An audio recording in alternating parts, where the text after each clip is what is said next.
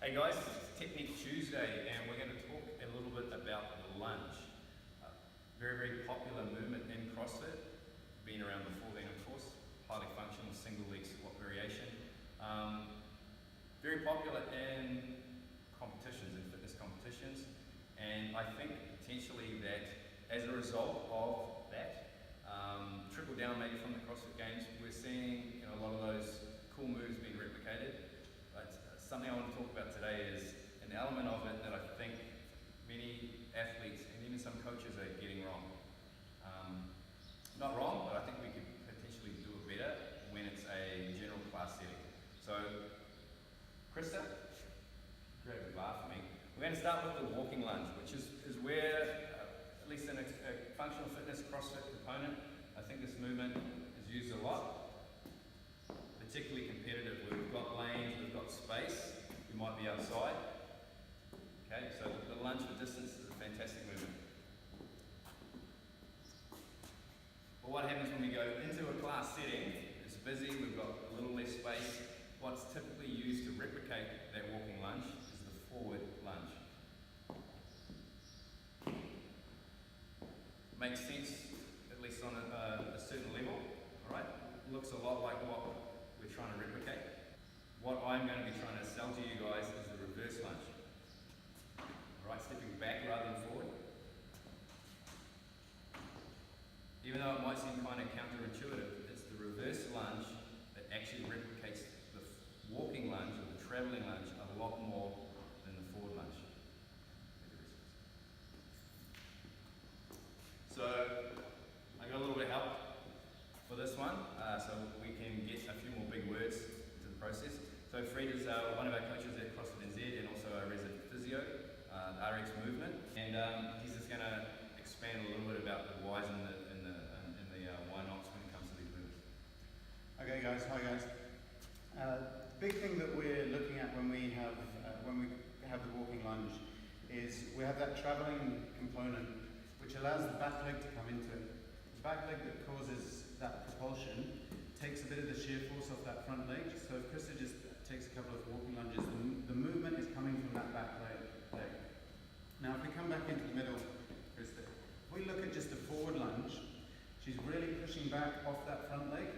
Now, if she goes again and just pushes back, there's two things going on here. Firstly, the back leg has been bashed into the floor. So you do that repetitive times, your knee is going to take a bit of a pounding. Alright? Secondly, the big thing going on here is that front knee.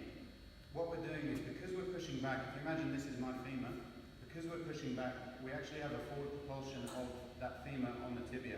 So that, essentially what is going on here is we're getting that sort of movement going on.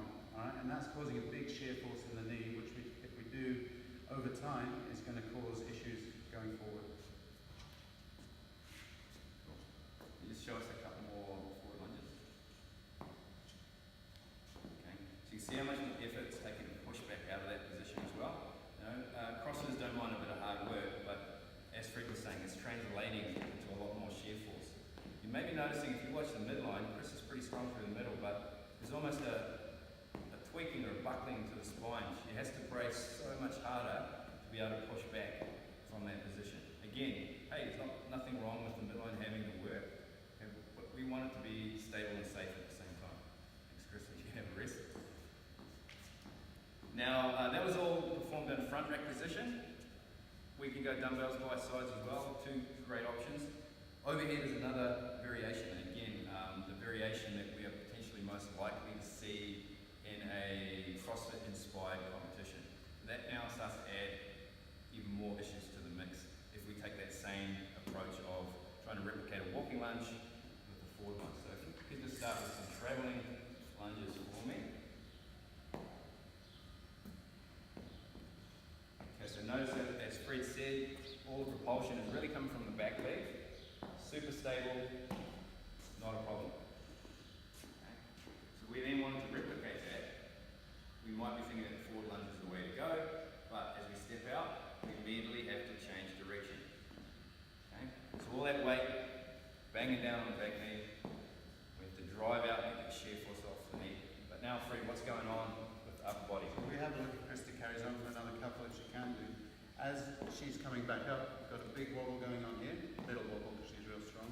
And we also have a lot of stress going through the shoulders in order to stabilize as we're getting that push back. Whereas, if we're going into the reverse lunge, straight up and down, nice and stable through that midline, nice and stable through the shoulders. We don't have that forward-backward propulsion of the shoulders and the thoracic have to counterbalance that we do have with the forward lunge. Cool. Thanks, Chris. Okay. I was actually just chatting to Fred about it before we filmed this video, and described that bottom position for some people as looking like the arch position in the bottom of a kipper pull-up. There's tremendous force through the anterior part of the shoulder, and then to drive back out of that position. We know the shoulder is a vulnerable joint. Okay, it's probably not, for most of us, built to take 3/4 body weight, even body weight I've seen in some competitions.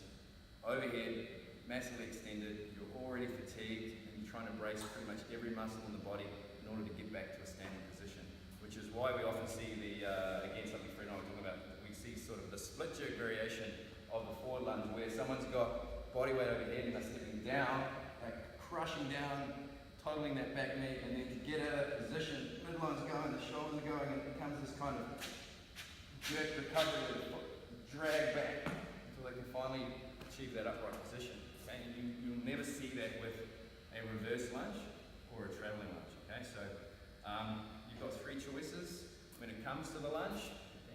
2 of them work in a small class setting as far as logistics go, okay, but Fred and I are asking you to choose just the one, the reverse lunge. Hope that helps.